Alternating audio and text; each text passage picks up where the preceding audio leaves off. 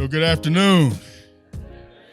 We like to start off with good energy in this room. That wasn't quite good enough. Good afternoon. There we go. Welcome to our monthly Community Coalition meeting. How many first-timers do we have today? I think I see quite a few. I love it. So welcome. Let's give them a special round of applause. Welcome. All right, so before I get started, I'm going to get on my soapbox a little bit. So I'm on it. And Chief Tyler coined the phrase, we're going to thrive in 2025, right? And we kind of adopted that the day that he came up with it. 2025 has started off pretty rough, right? And, we are in, as a community, what I like to call a really dark space. A really dark space. And we've been here before.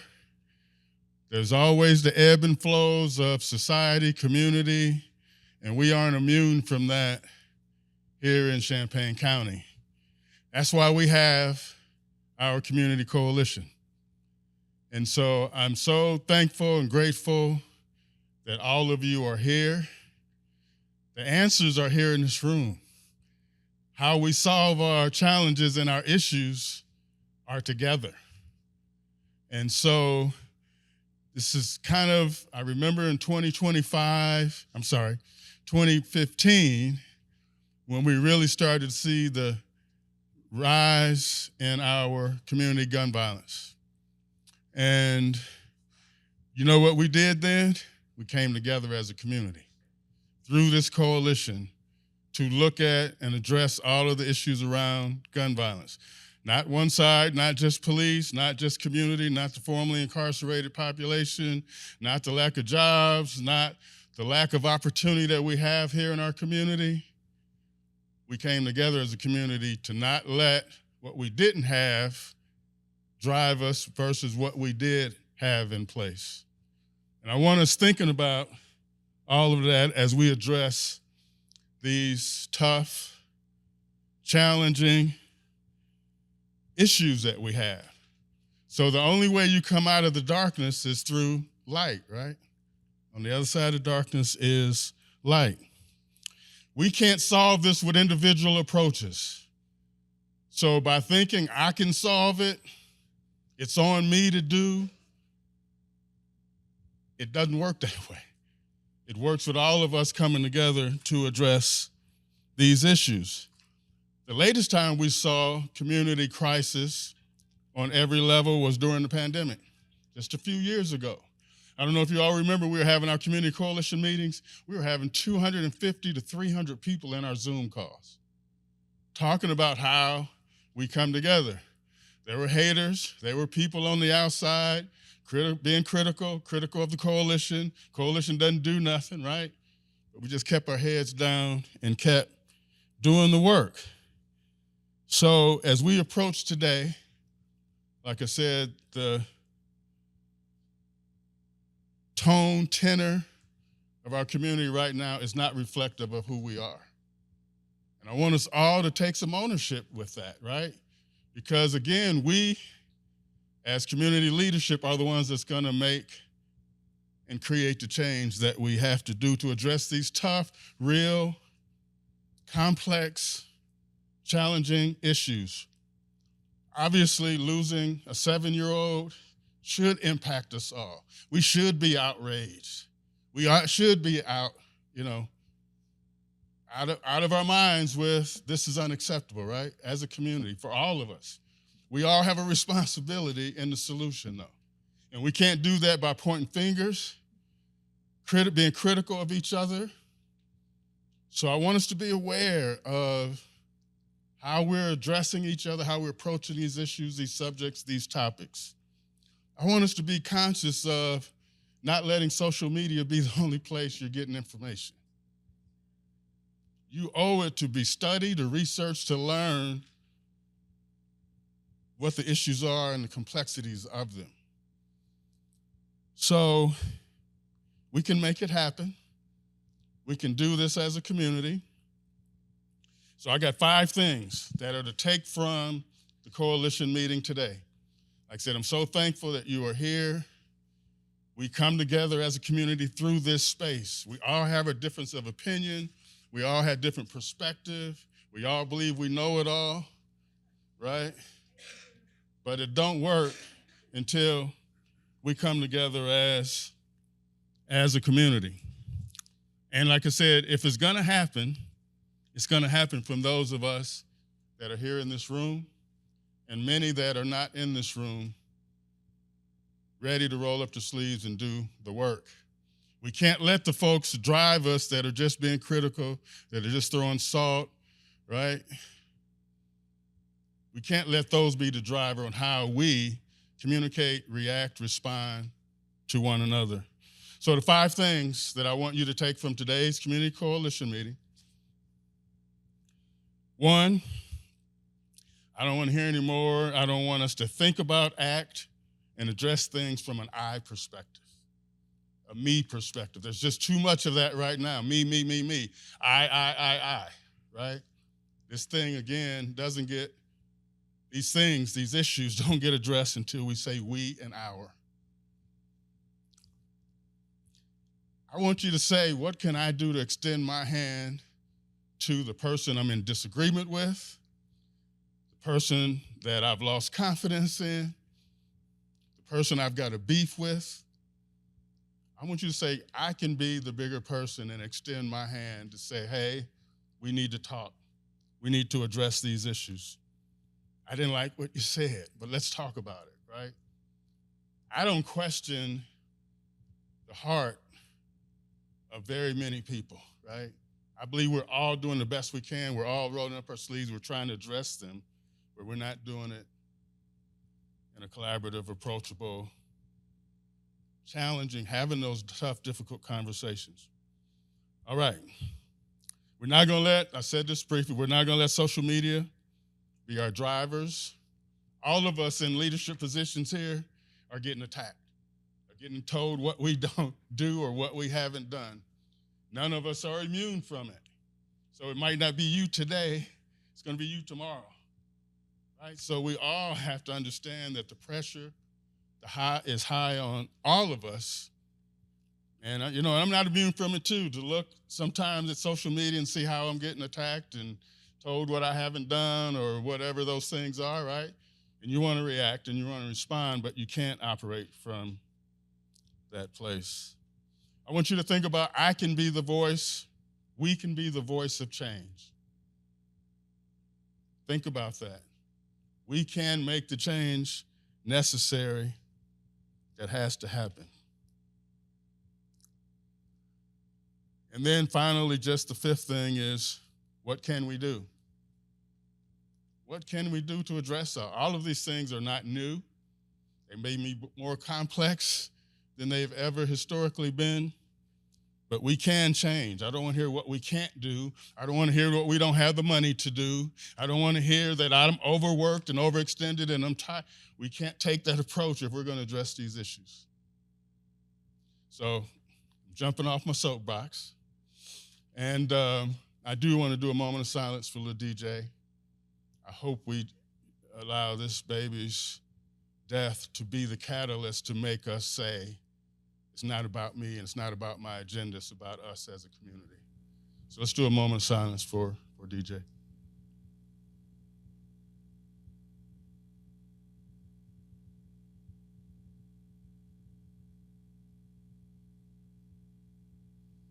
All right, thank you. All right, so thank you. A round of applause for everybody.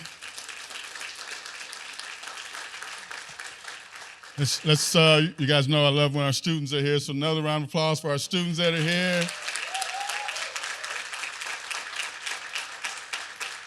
I think I heard Franklin, Urbana, Tiger Academy, Street College. All right, cool. So we're going to get the meeting started. I need my presenters to stay on task because I spoke too long on my soapbox. So Karen's going to start us off talking about the Healing Solutions Conference. So I'm going to do my best to stay on task too, but I hope, Tracy, you'll give me just a minute of grace. So I know in this place and space and in this moment, there's always a lot of focus on the symptoms. And we get caught up in like focusing on what's wrong. And we chase after things about what's wrong, probably 90% of our time and talent, because I'm aware of some of the people in the room. So if you would do me a favor and just take a deep breath and close your eyes and imagine Champaign County as a healing, well, and connected community.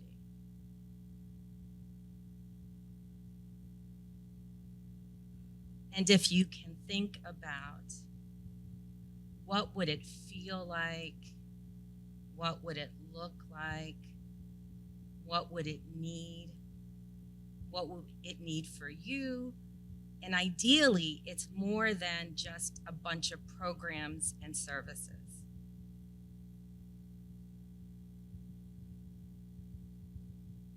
Not that they're not important. Everybody got that vision?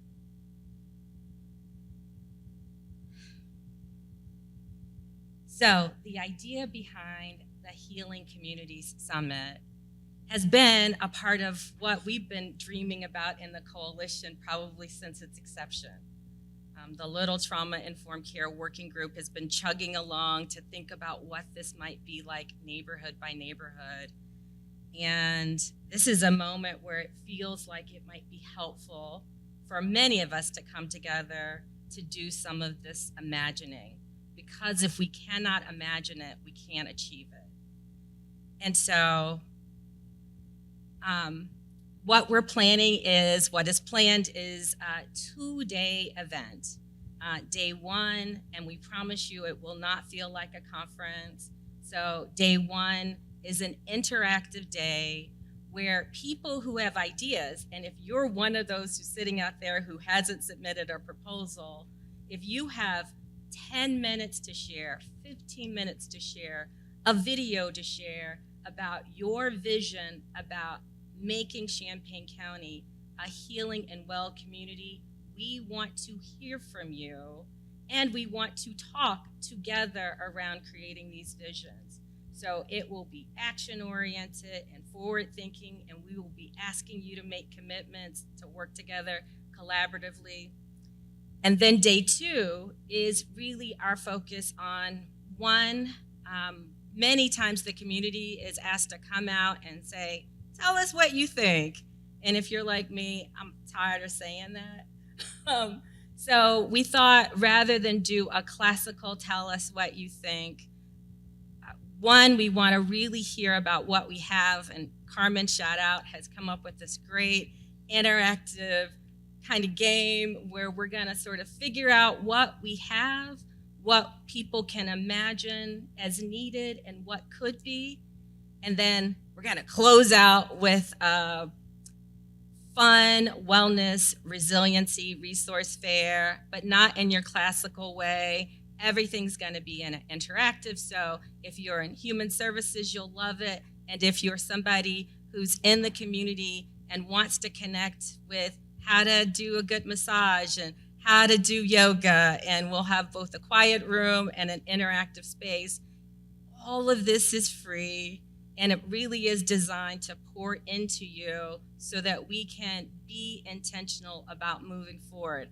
I'm looking at Chief Boone. He talked about the importance of getting to the root cause. And the root cause is complex if we're thinking about community violence. So we know that if you're concerned about community violence, you're concerned about climate justice. So if that is you, you should be here, because the hotter it is, the more there is violence. If you are concerned about health and wellness, we want to see you. If you're concerned about parks and recreation and play and community engagement, you should be here. If you are interested in community resilience, many people are looking at what does it take to have resilience. And we know good resilience comes when people are connected, when people know their neighbors, when I can go to you and borrow a cup of sugar, right? That's a resilient and connected community. And notice that's not a program or a service, but when a bad thing happens, if I don't know you, us as a community, we fail together. So think about making sure you're in the room. And again, if you haven't presented anything, please let us know. I think I've covered all of that. I want to highlight one thing. The day one will end, and I borrowed this from Tracy, so I told you we've stolen liberally in our planning committee. But the day will end with a chance for people to come together to network. A few of you attended our Juneteenth, Tries Juneteenth event and really enjoyed it. And so we will have jazz, food, opportunity, non-stress, networking, social event for us to connect together, because sometimes we only work together but don't play together. So we hope you'll come for the serious part, but also stick around for the relaxing and connecting part so that we can chat and get to know each other deeply, because again, when a crisis goes down, it's nice to know that I can pick up the phone and call you because I know you and I trust you, rather than you're a stranger. And I believe we're tight enough to be together. Notice we're not trying to supplant anything. This is information that we will share back with all of the collaborative entities, but we do think, and I believe in collective vision. So, things we need. One, we need you in the room. So if you haven't registered, I've got flyers. There's a QR code on the PowerPoint that you're gonna get. Please make sure you share this with people that you work with, your neighbors, and definitely if you are working with people in the communities, especially communities that have been experiencing stress, that they're there. And then I wanna put out a word to, there's a lot of leaders in the room, and one of the things that I have become increasingly aware of is that sometimes leaders get a chance to come to these events, but we don't invite people who really do the day-to-day work. It's why there's no excuse to have people not come to like one of the days. Please make sure you share the work with your team because they need it. If you want to prevent vicarious and secondary trauma and burnout, make sure your people are well fed, and so invest in them. 2, please spread the word, be an ambassador. Lastly, we need vendors. So for our resource fair, if you find yourself, and we've heard from a number of people, if you have an activity, something want to share, we don't want you sitting at a table. This is not a sit and get event. So if you want to sit at a table and hand out a flyer, no thank you, go to another event.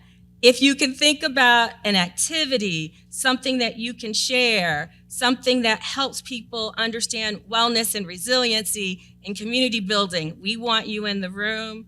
And we still need presenters. And last but not least, on the 2 days, we'll need volunteers because we really want to make sure everybody is touched and welcomed and invited and feels connected and has somebody say hello to them. And so we need a lot of hospitality, and that can be of all ages. So, if you've got a youth group that, could use some hours. So here's some information. Again, I've got flyers in the back of the room, along with our call for speakers.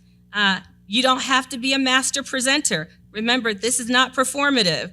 What we want to do is to hear your big, bold, audacious ideas about how we come together as a community. So if you have an idea that you've been sitting in and you're like, as Tracy said, I know how we should do this better, we want to hear from you.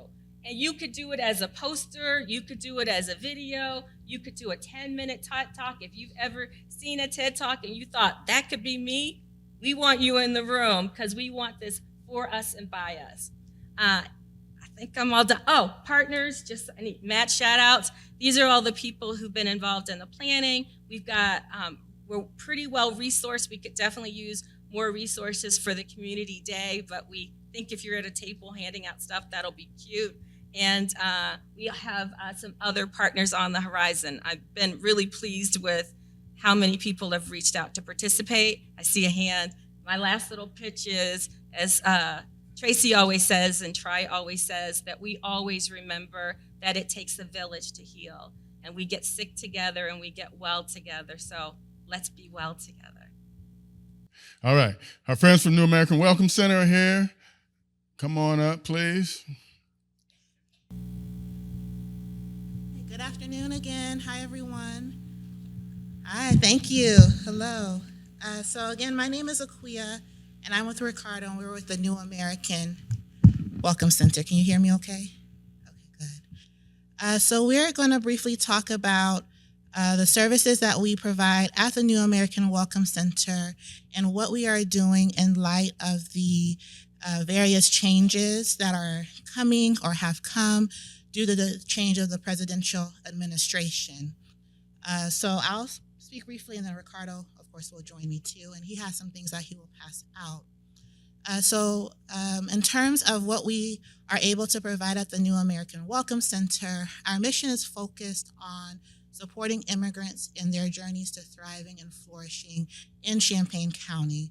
And we do this in multiple ways. So being able to provide services to individuals and families, but also doing things in the context of community building. So we have an immigrant legal services team that provides legal assistance. So this can look like support around green cards applications, citizenship applications, but also asylum as well. We have an immigrant family services team that does support around resource linkage, connecting folks to support, linking folks to support when they first come into the community, and they may need support around assistance with rent, utilities, things of that sort. We're able to provide services in 11 languages, which is pretty exciting. They include Spanish, Korean, French, Lingala, and Swahili. The team is representative of the various immigrant groups that are in town. So to be able to provide services in those languages is very important. We have a community navigator team and community worker team that are tasked with building support in these various communities, because we know it can be challenging coming into a new space and not knowing anyone. And so being able to provide support in those communities is essential. So we have community worker teams that provide accompaniments to various appointments, that provide various events that help to elicit joy and connection in the Latino community, Korean community, Francophone community, and the Korean community. And we are currently expanding to South Asian communities and Angolan communities, because we have a very steep increase in folks from Angola in our community.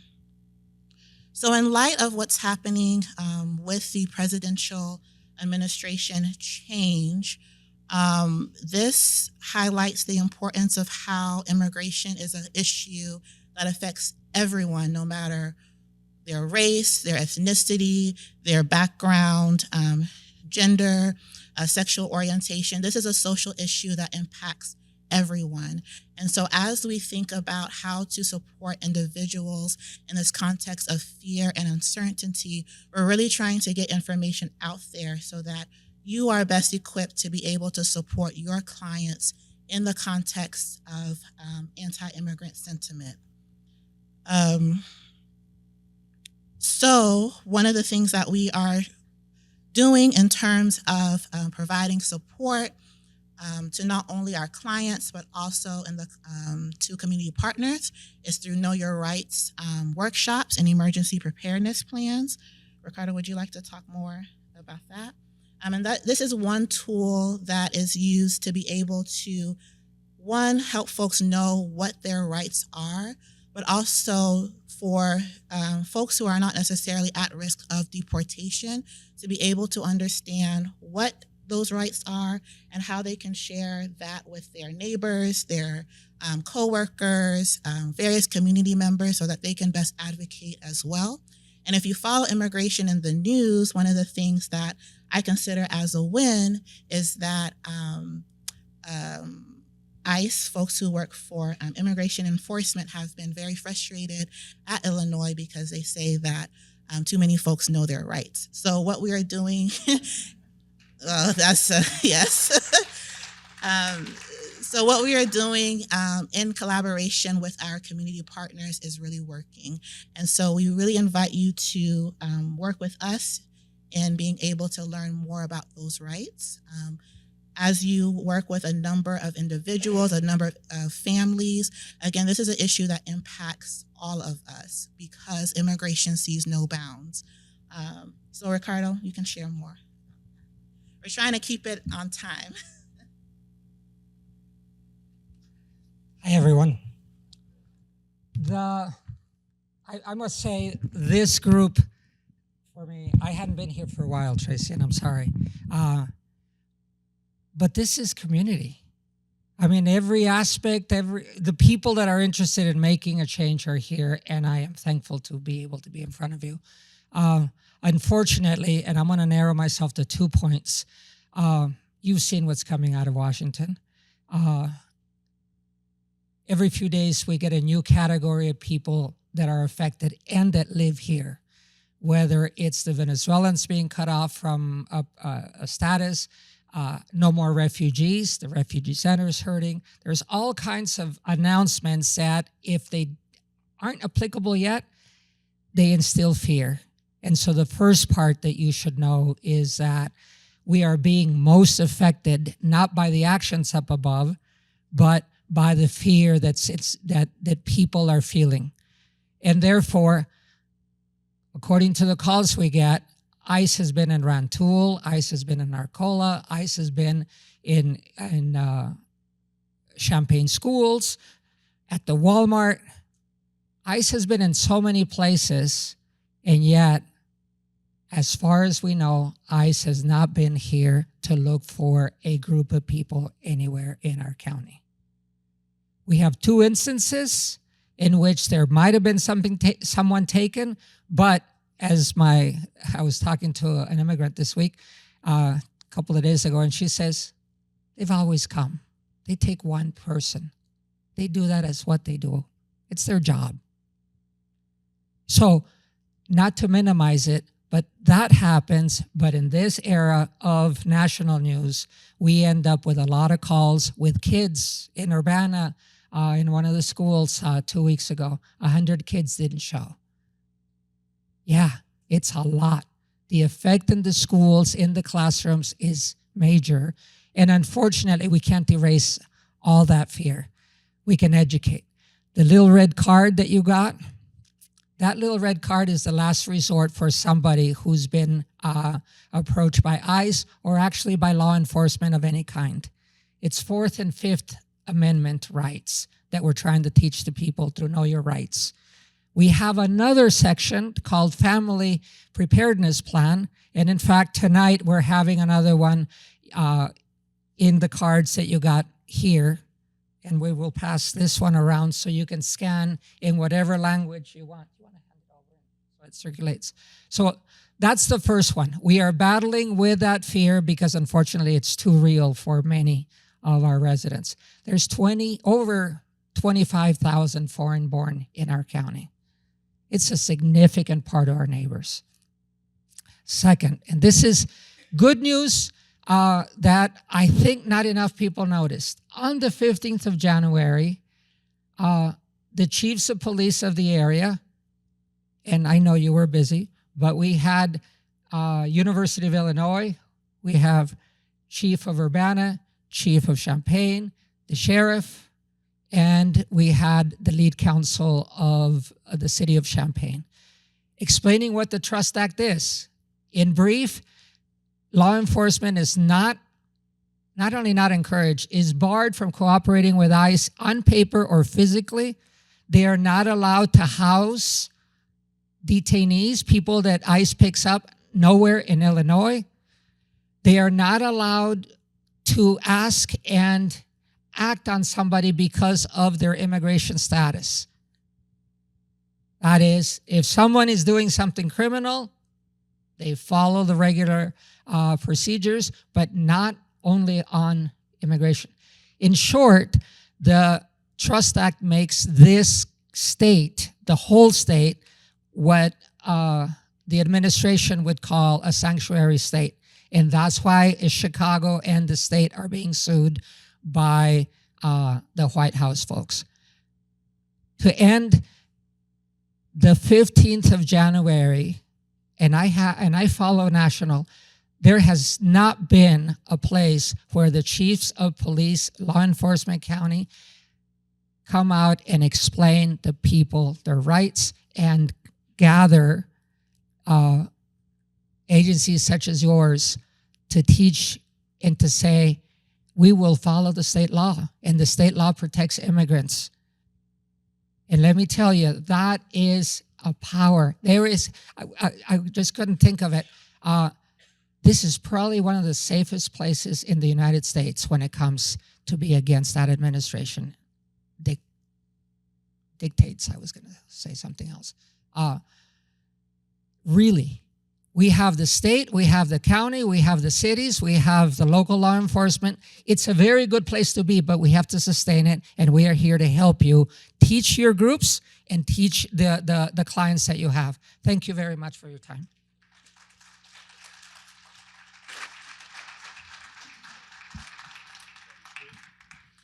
All right, so we're going to ask our law enforcement leadership to come up. All right, so in the interest of time, I'm just going to summarize this. Since the last time we met, we've had 3 homicides and 3 shootings. Next slide, please. I only summarize it in the interest of time. So as I previously stated, we've had 6 homicides thus far for the year. We've had 4 since Friday. As Tracy indicated, our community is hurting. Those families naturally are hurting as well as my officers. Some of my officers had to try to provide life-saving measures to a 7-year-old and witness life leaving his body. They will never forget that. Thus far for the year, we are down total violent crime by 14%. We are down property crime by 45%. And total crime, combining violent and property, for 33%. Next slide, please. So this is a year in review of 2024, our gun map. We developed this gun map to kind of get an idea how guns are traveling into our community, how guns are getting in the hands of our youth, as well as folks that are convicted felons. You notice the figure 8. I want you to pay a close attention to that as I progress through this presentation. Just to summarize this slide, we've had 14 shootings with injuries, 31 shootings without injuries, 20 armed robberies, 30 aggravated assaults with a firearm, 51 seized firearms, and I always highlight that because that's an incident where an officer is confronted with someone that has a handgun, and through their training, their de-escalation skills, were able to retrieve that gun from them without gunfire. And we had 23 stolen firearms, 10 recovered firearms, and 47 where people simply turned them over to us. Next.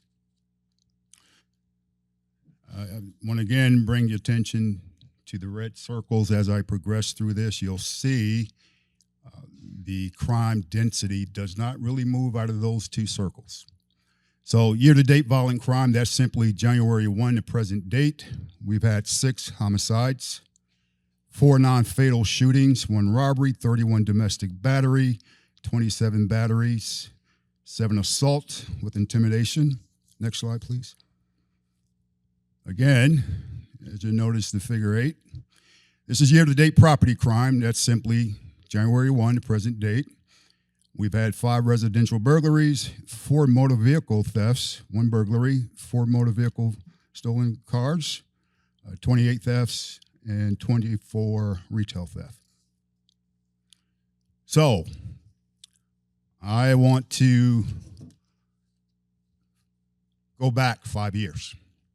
One of the things I noticed that because crime was somewhat contained, I wanted to take a look under the bed, so to speak. And if you see, in 2020, the crime density looks the same. Next. And 2021, you see, crime density looks the same. Next. 2022, crime density looks the same. I think you get the gist of where I'm going. And lastly, 23, crime density looks the same. Next slide, please. And I imagine this is the last one. For 2024, crime density looks the same.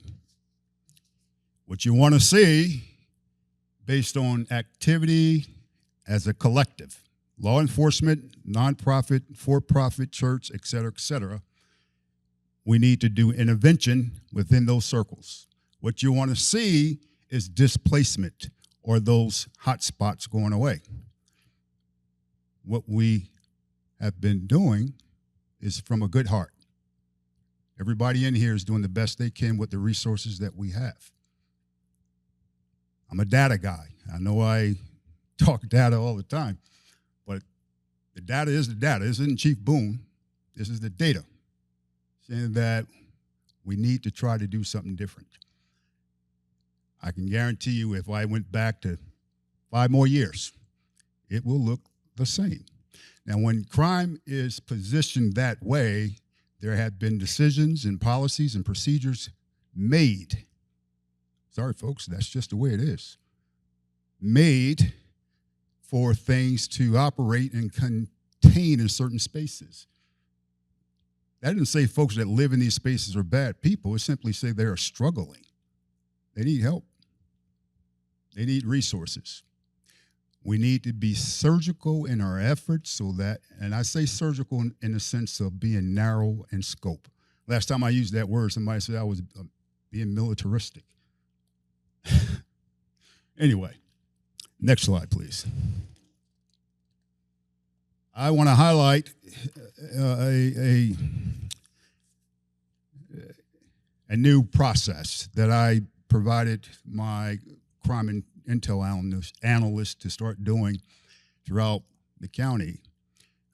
One of the things I noticed, us chiefs, we talk all the time about what's going on in the county. The crime analysts, they look at crime data every day. So what I charged her with was connecting with the other crime analysts throughout the county, where they would meet monthly and do the same things the chiefs do, so that there are no blind spots. The FBI will also be a part of this as well. One of the things I want to highlight, the university is involved in this. We have an intern from Illinois State University. We are also collaborating with 2 professors from the university right here. I believe I saw one of them for the first time. Stand up. I met with him. Stand up. I met with him, and he's working on a project that's very enlightening as it relates to our county. And I just want to look forward to doing the work. Karen, I understood what you were putting down. You can call me out. I'll be there. Thank you.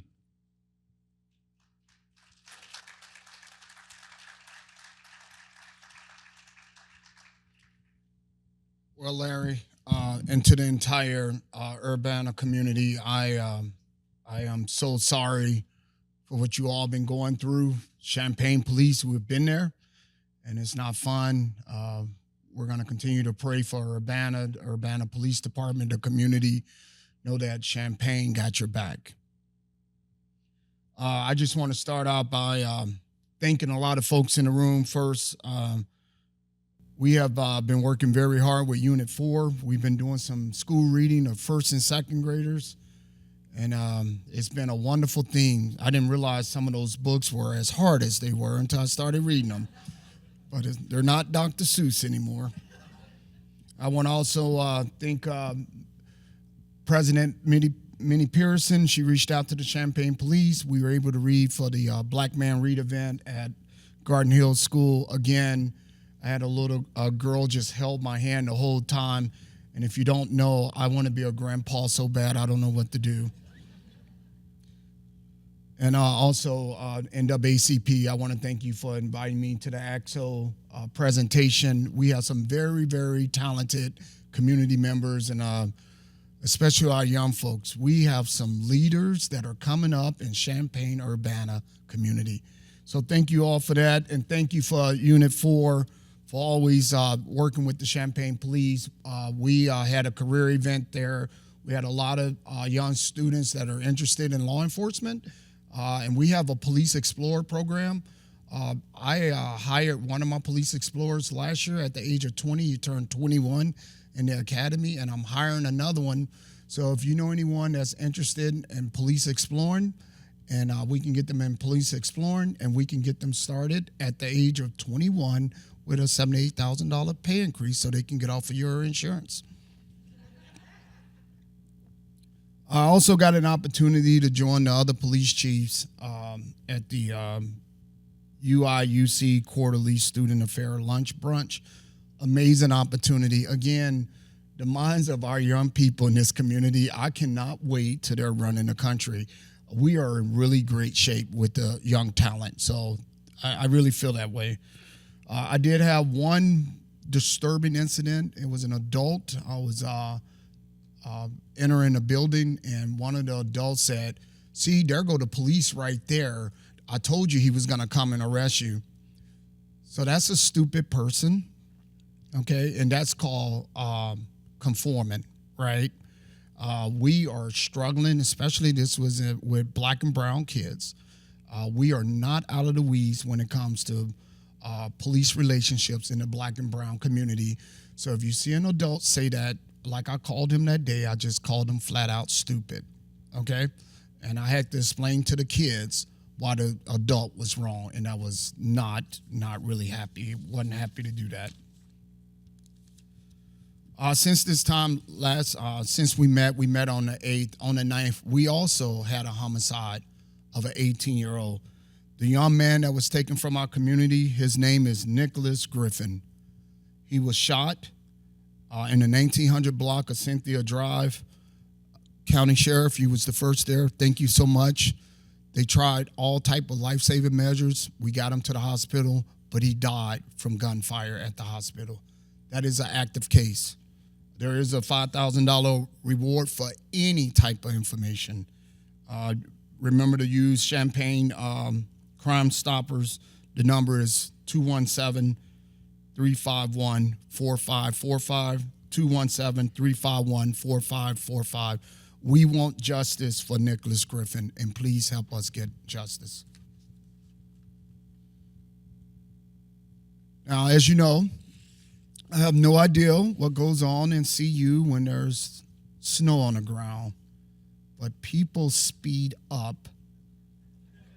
And it's so amazing that all these big SUVs, they crash into each other.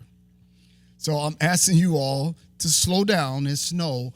And in the next 24 hours, there's going to be ice on the roadway. That means that you're going to crash even more. And it's another ticket that comes with that called failure to reduce speed to avoid an accident. I guarantee you're going to get that. Okay? So please slow down. Larry, my heart goes out to you. I love everybody in the room, and I'm proud of everyone. And I refuse to let this moment in time define who we are. We will thrive in 2025. Thank you.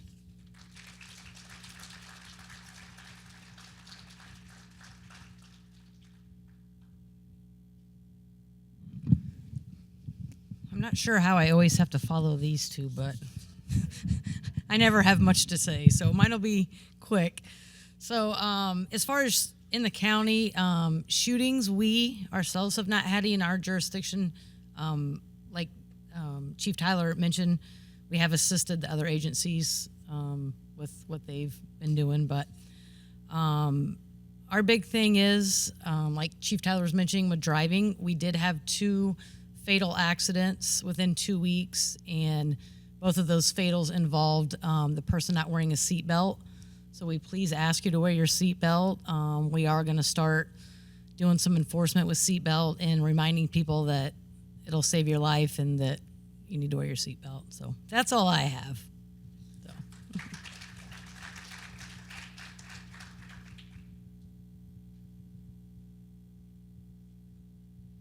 All right, good afternoon, everybody. I just wanted to share a couple of wins that our agency has had over the past 30 days. So over the past 30 days, our officers have removed 2 illegal firearms from the street from just good, positive, proactive police work. The first one on January 17th, an officer made a traffic stop on a vehicle near the intersection of First and Green. They started with a license plate inquiry that led them to believe that the vehicle was both expired registration and suspended for non-insurance. When the officer was out there on a proactive patrol, it was 16 degrees. I can assure you that it is not fun to be out in the police car when it's 16 degrees. It is not fun to get out of the nice warm police car to do any work, but our guys were out there, they were doing it, and they were doing a great job. So they met the driver of the vehicle, who had a warrant for failure to appear on a DUI charge. They met the passenger of the vehicle. While conducting a probable cause search, they removed him from the vehicle. They had a firearm in the back of his pants. He was also wanted on a probation violation from the state of Indiana and was arrested for multiple charges, including unlawful use of weapons, unlawful possession of weapon by a felon, FOID violations, and a fugitive from justice. Another one we had on February 3rd, we received multiple callers to Joe's Brewery on campus, one of the bar areas that we kind of are servicing now, regarding a man with a gun who'd brandished it at several patrons. The first University of Illinois police officer was on scene in under 1 minute to address this issue, meeting with victims, meeting with witnesses to get a description of who this person was so they could positively identify him. They met this man on the top floor. Our officers immediately made contact with him. They located a handgun in his front waistband. They ended up finding 2 loaded magazines in his pockets. He was also under the age of 21, in possession of somebody else's FOID card, and was in violation of an order of protection from Kane County that prohibited him from possessing a firearm. Both of these incidents, nobody was harmed, none of the witnesses, none of the offenders, and none of our officers were harmed in this. So just really good, 2 good wins for us to start the year.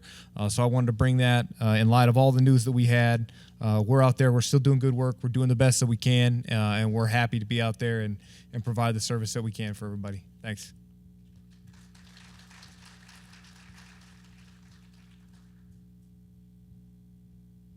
Troy Daniels, Parkland College Police Department.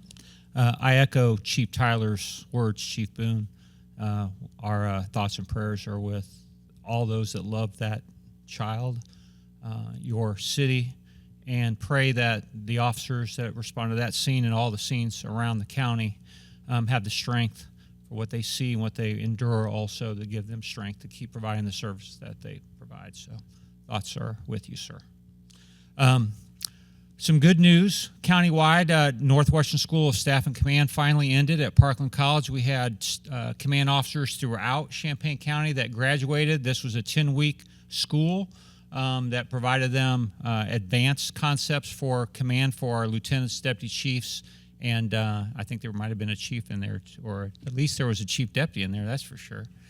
Congratulations. So they graduated, and we're very thankful for that. At Parkland, we are celebrating Black History Month. We have 13 events, and one event that we definitely want to highlight is coming up on Tuesday, February 25th from 5 to 7 p.m. at our Student Union.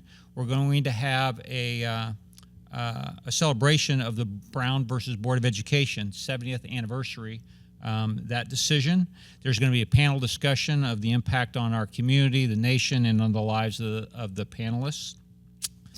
And then finally, you are lucky that I'm going to give you one more opportunity to jump into cold water, and it's this Saturday. Now, here's the thing.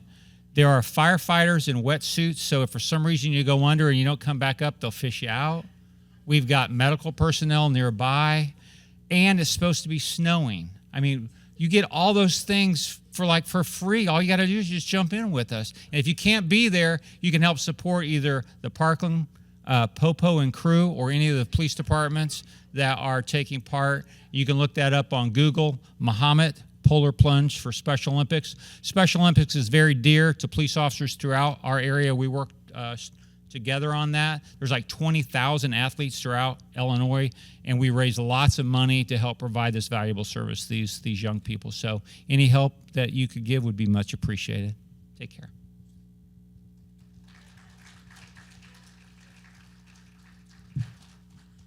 All right, so we've got a lot to get to in a short amount of time. So I need all my presenters to be succinct. I promise I can get you back on if we need more time to go more thorough in your presentations. So, yeah. So I forgot to see who's first. Did you get your question answered about the Trust Act?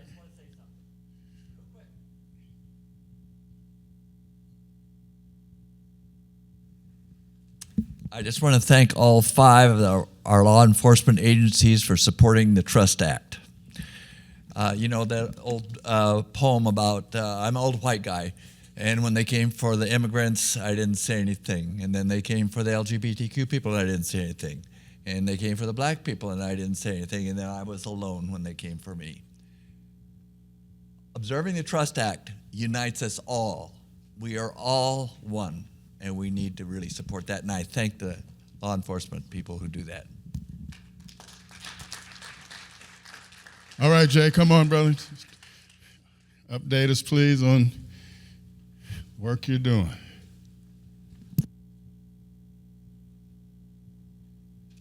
Okay. Good afternoon, everybody. My name is Jay Walker.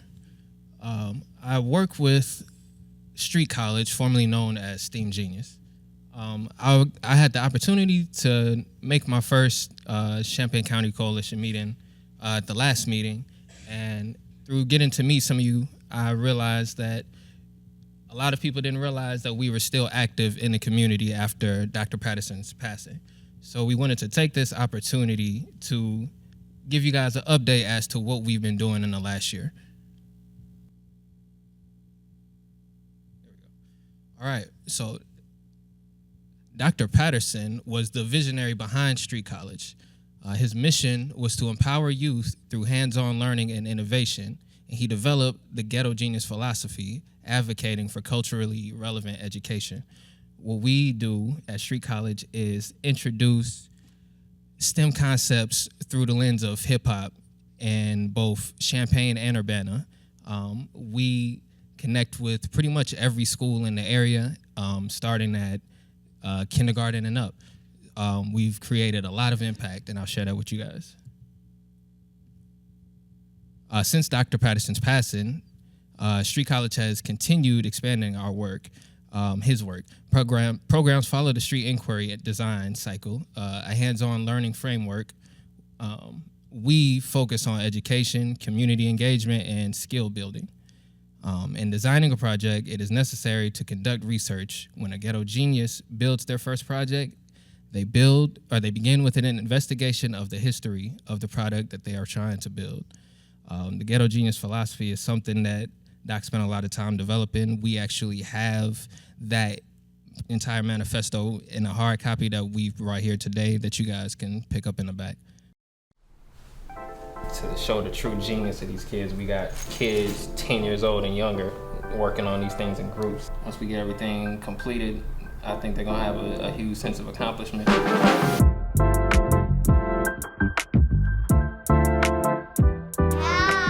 Oh, we're working on an RC car. RC car. You like it? Yes. If that's not placed in the right position, then it's gonna cause your wheels to not turn. This equipment is pretty expensive, and since we have access, we can provide services like these, and we can expose students to mechanical and technical engineering concepts that they may not get anywhere else. Can I tell you why I'm a genius? I feel like I'm a genius because I know how to work on cars and stuff. I like to build. I build things at home. I've been using a screwdriver since I was 4. These are after-school programs, and it's the best time to engage with kids. Having something in where they can tinker and they can build things and they can take something from an idea to a concept to something that runs, I think that's just a way for them to explore and find the own genius inside of themselves.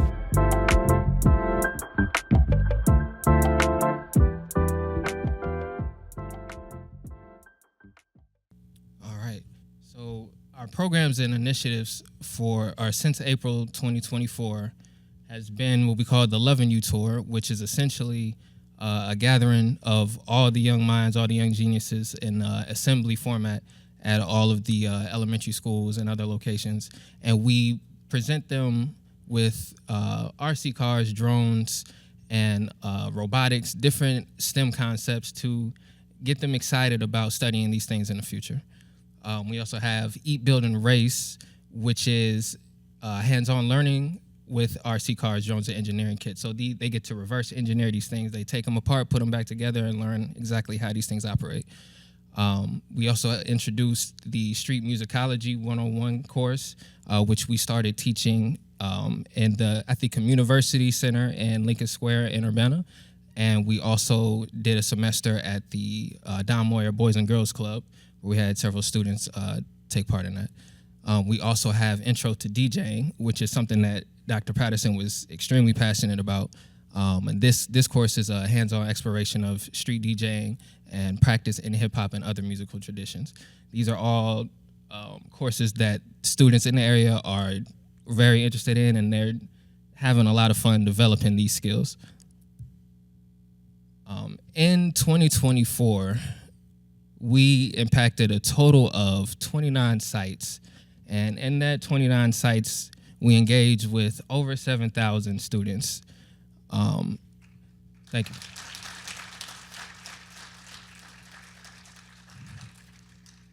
A shout out to some of our key partners, Wow on the Fly, Kids Plus, NAACP AXO, the Urbana Neighborhood Connection Center, Don Moyer Boys and Girls Club, the U of I, and Street College Studio Saturdays, Unit 4, and USD 116.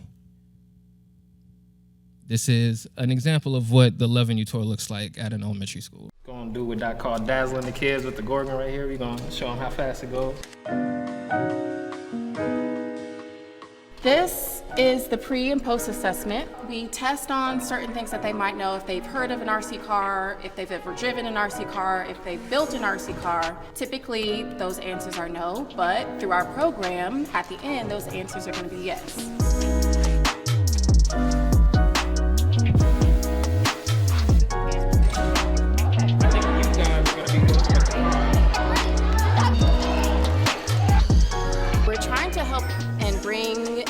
Technology and equipment to help capture their interests. Maybe they like fast cars, maybe they like things flying in the air, but we also bring it back to academic achievement. Anybody ever heard of styrofoam? So if we can pick out the bright spot, in these children and help them understand that they're a genius no matter what their circumstance looks like, that's why we're here, thanks to Blueprint in the city of Champaign.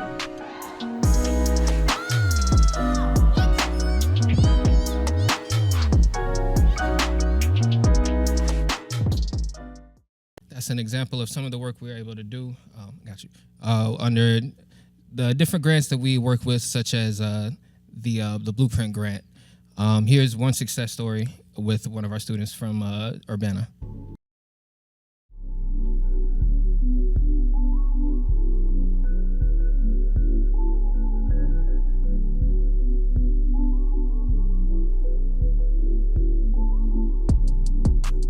Hi, my name is Anaya, and I am 14 years old and I go to Urbana High School. I participate in the street musicology class in Street College at the Dom Warrior Boys and Girls Club.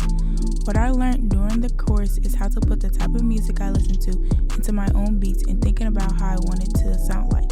But most importantly, I learned how to do things on my own with Mr. G and Jay only telling me a few times.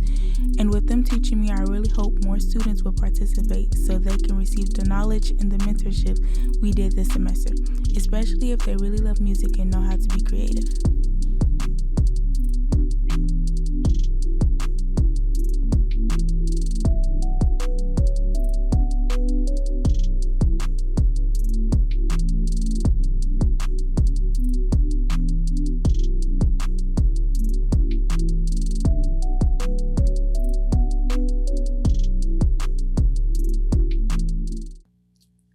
Some of the challenges that we overcame in the last year, were transitioning leadership and restructuring our programs, and adjusting community outreach efforts.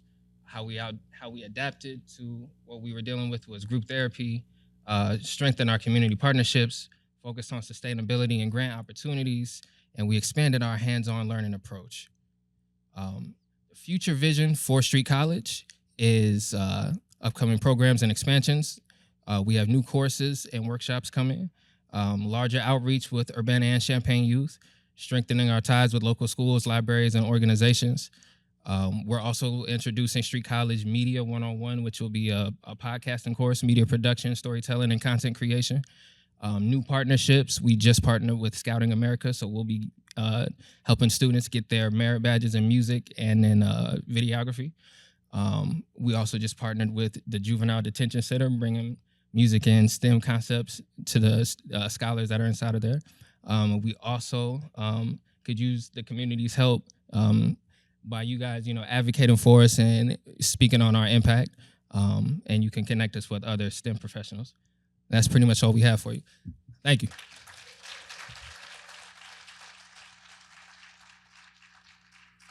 All right, so I think it was December that I let everybody out early.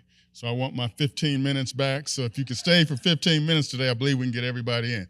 All right, our Youth Build team is here and obviously doing incredible work through Youth Build. And so succinct, tight for us. And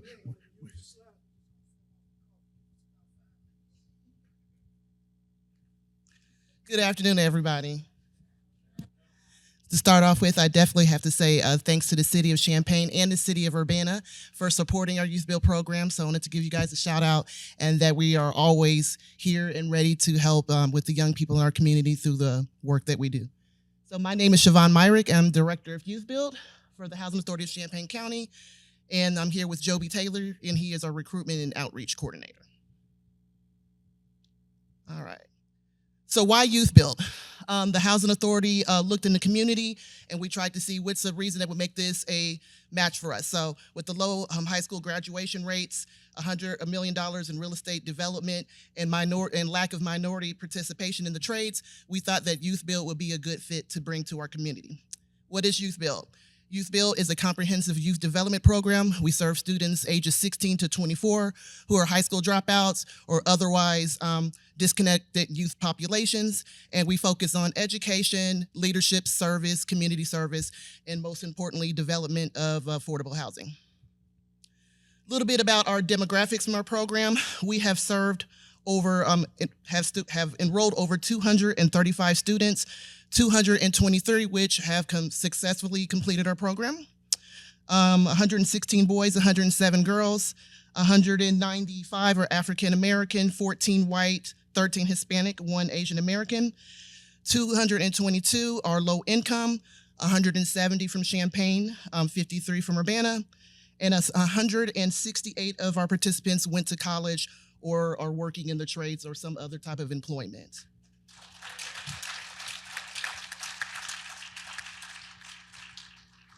And we've also worked with 22 justice-impacted youth in our program.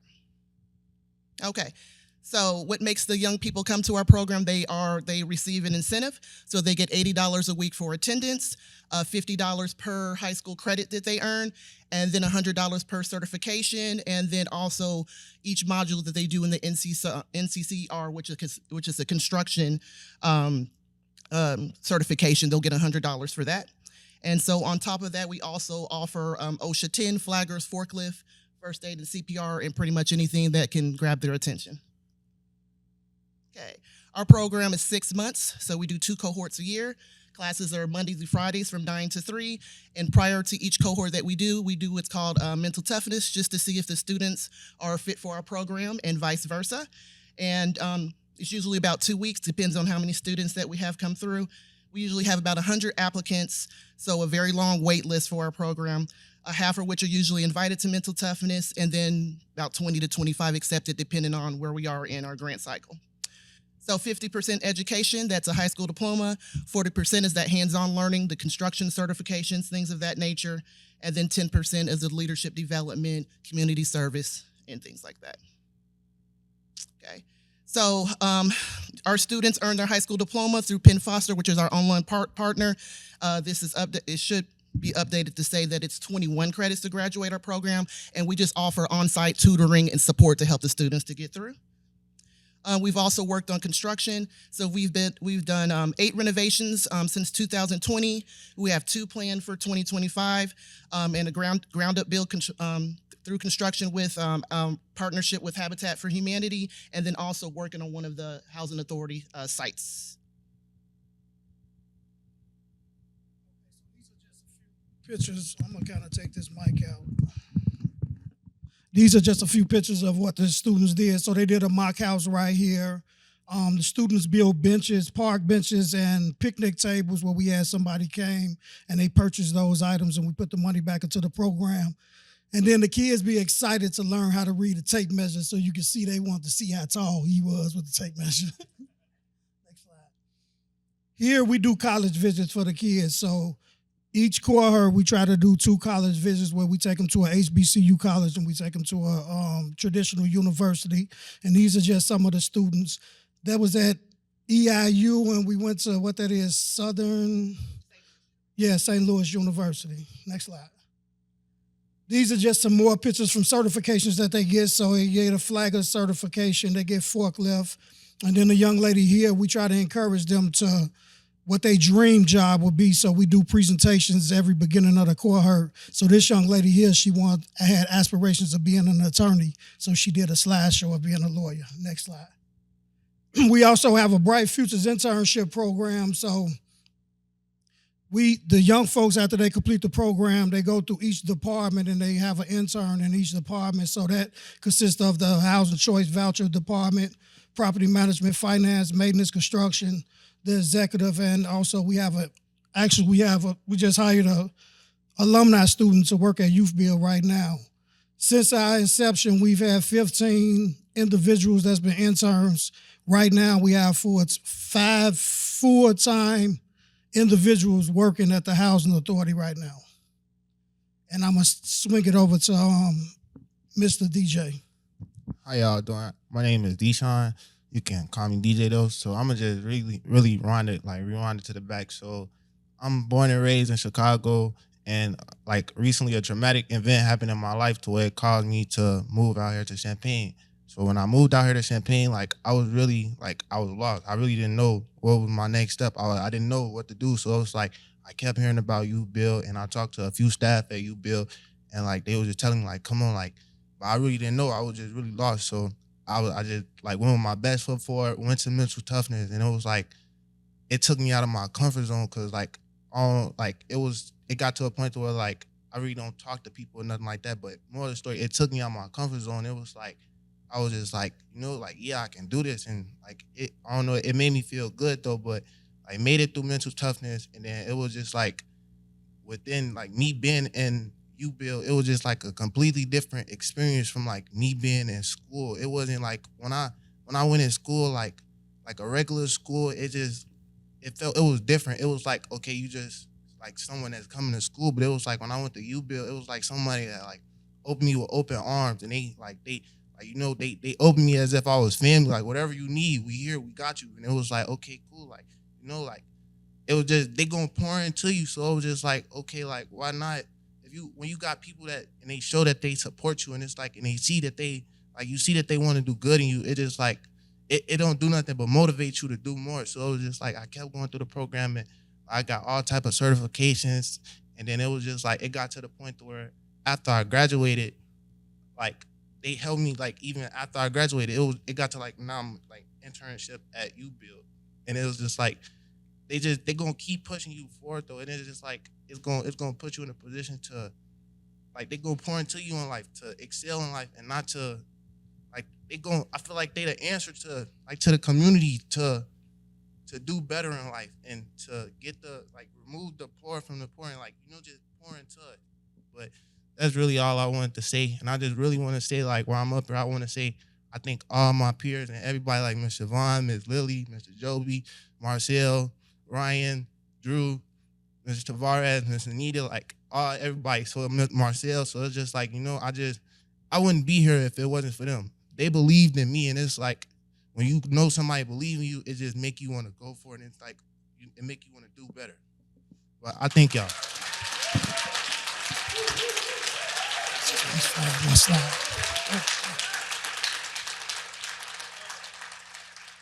Thank y'all. Thank y'all.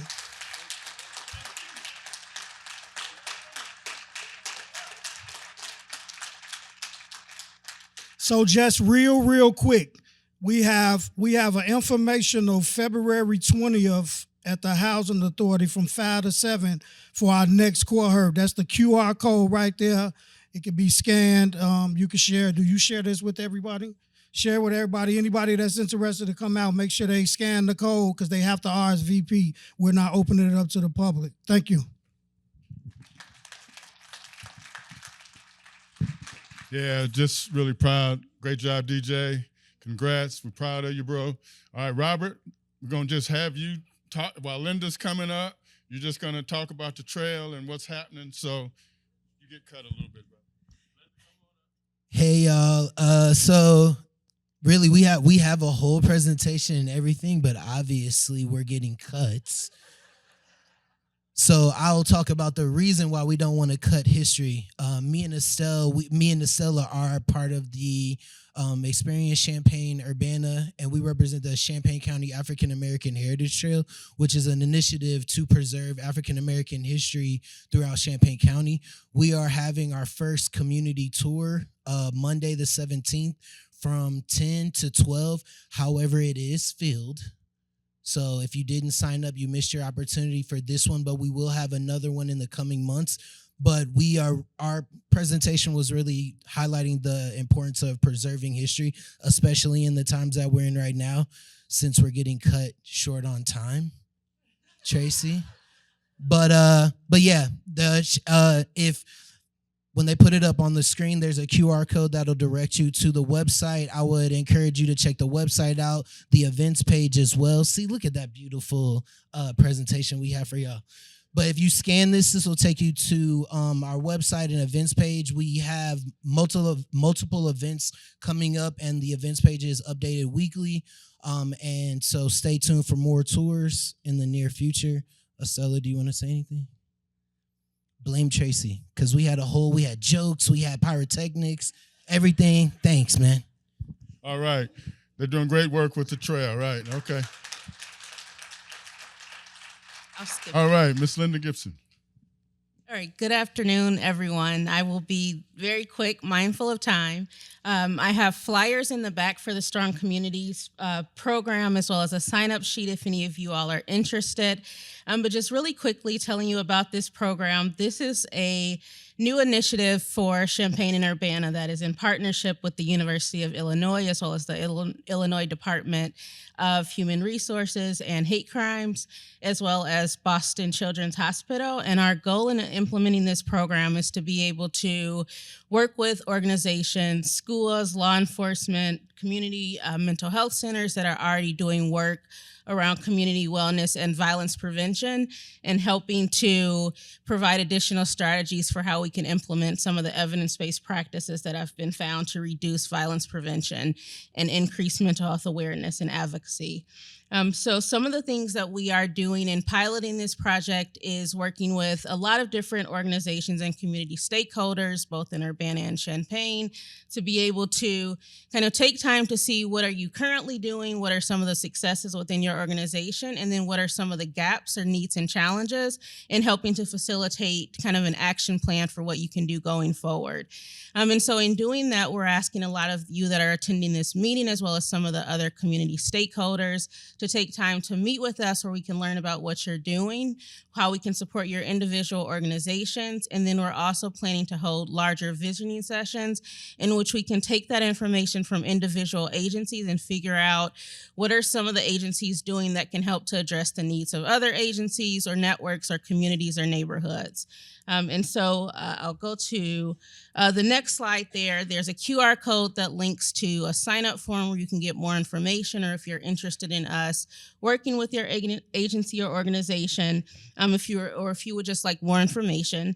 And then we'll send you information about our partnership opportunities and how we can provide support with violence prevention and community wellness.